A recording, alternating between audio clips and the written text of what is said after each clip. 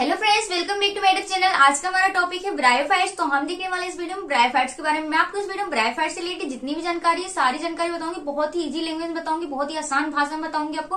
तो please video को पूरा वॉच किया करें, स्किप ना करें, एंड तक वॉच करें, क्योंकि मैं long videos and long note नहीं बनाती हूँ। शॉर्ट वीडियोज और शॉर्ट नोट के अंदर आपके टॉपिक से जो भी इंपॉर्टेंट डाटा है पूरा कोशिश कवर करने की कोशिश करती हूँ। तो प्लीज वीडियो को पूरा वॉच करें, एंड उससे पहले आप मेरे चैनल पर हैं तो प्लीज चैनल को सब्सक्राइब करें। तो आइए समझते हैं कि जो ब्रायोफाइट्स होते हैं वो क्या होते हैं। जो ब्रायोफाइट्स के बारे में पढ़ने वाले हैं तो हमें पता होना चाहिए ब्रायोफाइट्स होते हैं क्या होते हैं। ठीक है, देखिए ब्रायोफाइट्स होते हैं एक प्रकार के पादप होते हैं, पौधे होते हैं जिन्हें वनस्पति जगत में रखा गया है। ठीक है, सबसे पहले तो इतना पता चलेगा कि भाई पादप है और हमें इसके बारे में पढ़ना है। ठीक है, अब ये किस प्रकार के होते हैं वो हम देख लेते हैं। देखिए, ये सामान्यतः सघन रूप से नम छायादार स्थानों पर उगते हैं। ये जो ब्रायोफाइट्स होते हैं कहाँ पर उगते हैं, इनका आवास कहाँ होता है, जहां पर नमी हो, छायादार स्थान हो, यहाँ वहां पर उगते हैं। जैसे जैसे पुरानी नम दीवारें, मतलब जो दीवारें हैं वो पुरानी हो गई है, उसमें नमी आ गई है, वहां पर ही उग सकते हैं। चट्टानों पर उग सकते हैं, पर्वतों पर उग सकते हैं, मृदा पर उग सकते हैं। तो ये हो गया इनके आवास। जो हमारे ब्रायोफाइट्स होते हैं वो नम छायादार स्थानों पर उगते हैं, जैसे नम दीवारें, चट्टाने, पर्वत, मृदा आदि। ठीक है, चलिए आगे चलते हैं। नेक्स्ट पॉइंट है आपका, इन्हें पादप जगत का उभयचर कहा जाता है। जो हमारे ब्रायोफाइट्स होते हैं इन्हें क्या कहते हैं, इन्हें पादप जगत का उभयचर कहते हैं। क्यों कहते हैं, क्योंकि ये भूमि पर जिंदा तो रह सकते हैं परंतु लैंगिक जनन करने के लिए जल पर निर्भर रहते हैं। देखिए, ये जो हमारे ब्रायोफाइट्स होते हैं ये हमारे भूमि पर जिंदा रह सकते हैं, लेकिन जब इनको लैंगिक जनन करना होगा तो इनको जल की आवश्यकता होगी, जल की जरूरत होगी, इसीलिए इन्हें पादप जगत का उभयचर कहते हैं। चलिए नेक्स्ट पॉइंट है आपका, इनका मुख्य पादप शरीर जो होता है युग्मकोद्भिद होता है, जो कि थैलस होता है। ठीक है, जो कि कैसा होता है, थैलस होता है। अब एक बात बताओ, इनका जो मुख्य पादप शरीर मतलब इनका जो पादप काय है वो कैसा होता है, युग्मकोद्भिद होता है। और ये युग्मकोद्भिद भी कैसा होता है, थैलस होता है। सबसे पहले तो आपको पता होगा जो युग्मकोद्भिद होता है कैसा होता है, एगुडित होता है ना, हैप्लॉइड होता है। ठीक है, एगुडित होता है, हैप्लॉइड होता है।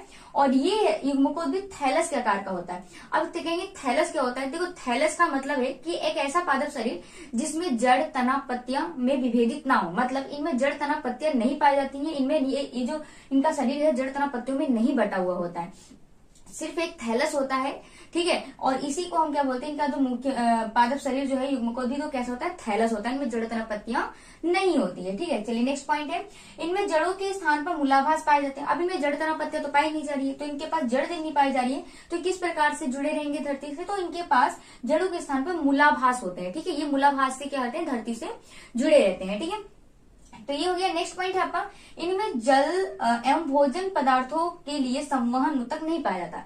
इनमें जो संवहन ऊतक होते हैं वो विकसित नहीं होते हैं। इनमें जाइलम फ्लोएम जैसे संवहन ऊतक इसमें नहीं पाए जाते हैं।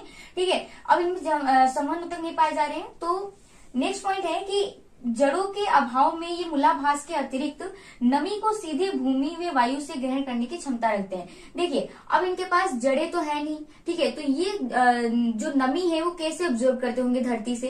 ठीक है, तो इनके पास जो मूलाभास है इससे करते होंगे। ठीक है, आप कहोगे जो मूलाभास है इसी से क्या करेंगे, जल खनिजों और जो नमी है उसको धरती से क्या करते होंगे, खींचते होंगे। बट इनके पास मूलाभास के अतिरिक्त इनके पास स्वयं की इतनी कैपेसिटी होती है, इनके पास इतनी क्षमता होती है कि सीधे, ठीक है, ये सीधे भूमि से और वायु से क्या कर सकते हैं, नमी को एब्जॉर्ब कर सकते हैं। तो ये इनकी कैपेसिटी होती है। ये हमने देख लिया इनका उदाहरण, इनका जो इंट्रोडक्शन था, इंट्रोडक्शन देख लिया। आप थोड़ा सा इनका लाइफ साइकिल के बारे में देखने वाले हैं, तो यहाँ से आपको जरा अच्छे समझना होगा क्योंकि लाइफ साइकिल है और यहाँ पर अगर कुछ भी पॉइंट मिस करोगे तो आप कंफ्यूज हो जाओगे। तो प्लीज यहाँ पर अच्छे से ध्यान देना किसके बारे में, हम इनके लाइफ साइकिल के बारे में पढ़ रहे हैं। ठीक है, देखिए लाइफ साइकिल के बारे में पढ़ रहे हैं तो हमें पता था कि इनका जो मुख्य पादप शरीर है वो क्या होता है, युग्मकोद्भिद होता है, हमने अभी पढ़ा था। ये युग्मकोद्भिद कैसा होता है, एगुडित होता है, हैप्लॉइड होता है। एंड इस युग्मकोद्भिद पे पाया जाता है क्या, पुधानी यानी कि एंथेरेडियम, स्त्रीधानी यानी कि आर्सिगोनियम। अब एंथेरेडियम में क्या होंगे, एंथेरोइड्स होंगे यानी कि पुमंग होंगे, और आर्सिगोनियम में क्या होंगे, अंड होंगे यानी कि आर्सिगोनियम होंगे। ठीक है, आर्सिगोनियम होंगे। तो ये हम देख रहे हैं। अब देखिए, पुधानी में क्या मिल रहे, पुमंग मिल रहे हैं, और स्त्रीधानी में क्या मिल रहे, अंड मिल रहे हैं। और ये दोनों क्या करेंगे, फर्टिलाइजेशन होगी, जब इनके बीच फर्टिलाइज होंगे ये दोनों, तो इनका जब संयुग्मन होगा तो क्या होगा, यूग्मनस बनेगा, जाइगोट बनेगा। अब ये जो जाइगोट होता है, लगातार विभाजन करता है। ठीक है, लगातार विभाजन करके क्या बनाता है, बीजाणुवीद का निर्माण करता है। ठीक है, स्पोरोफाइट का निर्माण करता है, बीजाणु। अभी मैं स्ट्रक्चर के माध्यम से आपको बताऊंगी तो सारी जो आपको डाउट होगा वो क्लियर हो जाएगा।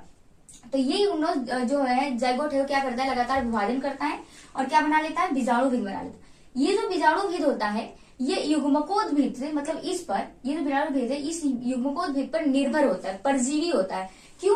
क्योंकि ये जो बीजाणु भेद अवस्था है इसकी, ये स्वयं प्रकाश संश्लेषण नहीं कर सकता। अब बात बताओ, जब ये स्वयं प्रकाश संश्लेषण नहीं कर सकता तो इसको पोषक पदार्थों के लिए, भोज्य पदार्थों के लिए डिपेंड रहना पड़ेगा। इसको कहीं ना कहीं से तो चाहिए ना पोषक पदार्थ, तो ये युग्मकोद्भिद पे जुड़ा रहता है और ये इसको पोषक पदार्थ देता है। ठीक है, क्योंकि ये प्रकाश संश्लेषण नहीं कर सकता, इसका बीजाणु भेद अवस्था।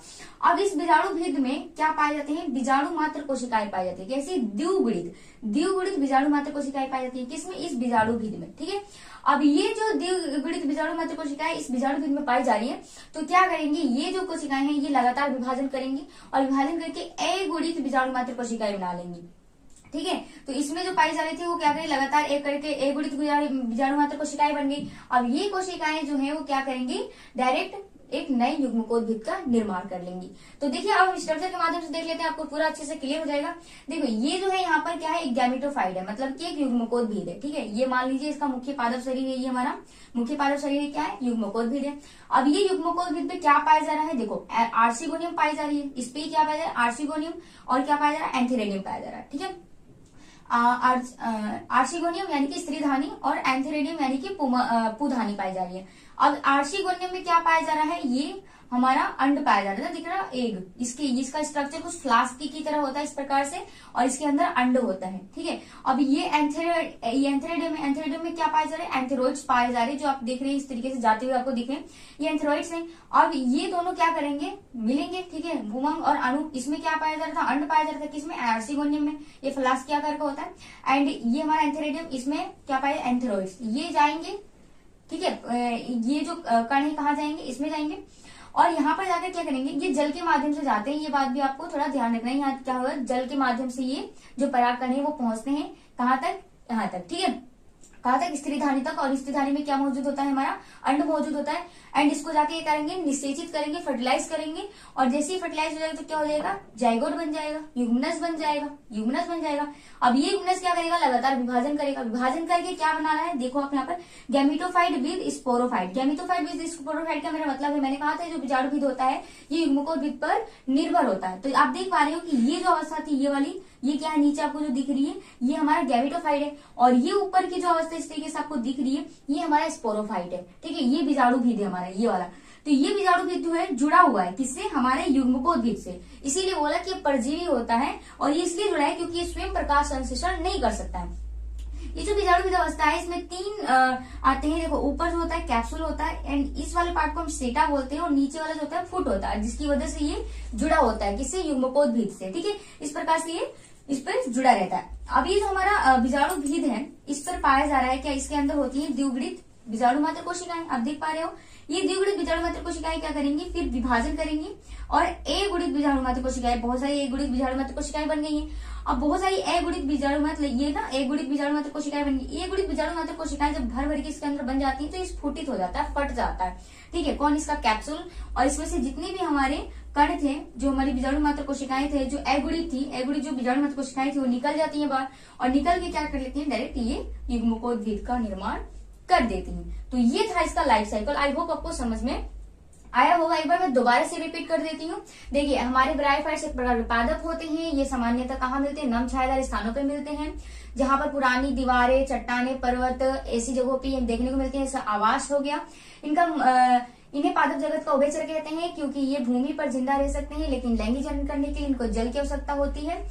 नेक्स्ट पॉइंट है इनमें कि इनका जो मुख्य पादप शरीर होता है युग्मकोद्भिद होता है, यानी कि हेप्लॉइड होता है। हमने देखा इनका मुख्य पादप शरीर कैसा है? युग्मकोद्भिद है। और ये कैसा है? थैलस है। ठीक है, इनका थैलस होता है। इनमें जड़ के स्थान पर, ठीक है, ये लीफी गैमेटोफाइट्स था, इनमें जड़ के स्थान पर मूलाभास नहीं पाए जाते हैं। इनके पास इनमें जड़ के स्थान पर मूलाभास पाए जाते हैं। ठीक है, इन पे क्या होता है? जड़ के स्थान पे मूलाभास पाए जाते हैं। इनमें जल एवं भोज्य पदार्थों के लिए संवहन ऊतक नहीं पाया जाता, मतलब इनके में अंदर संवहन ऊतक जो जाइलम फ्लोएम होते हैं वो नहीं होता है। जड़ों के स्थान पर ये मूलाभास के अतिरिक्त नमी को सीधे भूमि और वायु से ग्रहण कर सकते हैं। हमने ये भी पढ़ा था कि इनके पास मूलाभास तो है ही नमी को खींचने के लिए, लेकिन इसके अतिरिक्त भी इनके अंदर कैपेसिटी होती है कि ये सीधे क्या कर सकते हैं? वायु को और नमी को, भूमि से और वायु से नमी को खींच सकते हैं। चलिए लाइफ साइकिल में एक बार दोबारा से मैं बता देती हूँ। लाइफ साइकिल में हमें पता है युग्मकोद्भिद होता है। युग्मकोद्भिद में क्या पाए जाते हैं? आर्चिगोनियम, एंथेरोडियम पाए जाते हैं। एंथेरोडियम में क्या होते हैं? पुमंग होते हैं। और आर्चिगोनियम में क्या होता है? अंड होते हैं। ये दोनों फर्टिलाइज होते हैं। फर्टिलाइज होने के बाद क्या बनाते हैं? जाइगोट बनाते हैं, यूग्मनस का निर्माण करते हैं। ये यूग्मनस क्या करता है? लगातार विभाजन करेगा और बीजाणुभिद बना लेगा इस प्रकार से। और ये बीजाणुभिद जो होता है ये डिपेंडेंट होता है किस पे? युग्मकोद्भिद पे। ये स्वयं प्रकाश संश्लेषण नहीं कर सकता, ये परजीवी होता है युग्मकोद्भिद पे।